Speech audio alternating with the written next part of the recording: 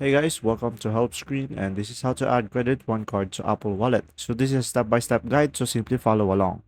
So guys, in order for you to do this, is first things first, you need to go to the device settings, and then after that, go to the wallet and Apple Pay. As you can see on the screen, under payment cards section, tap on add card, and then tap on the type of card which best describe your situation. For this case, I'll go with debit or credit card, and then just hit continue. After that, tap on enter card details manually, and then from there, guys, just provide your credit one card details, and then after that, just hit next, and then from there, you'll be able to add your credit one card to Apple Wallet.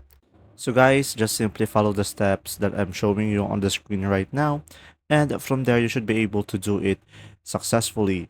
And if this video was helpful, guys, please like and subscribe, and thanks for watching. See ya!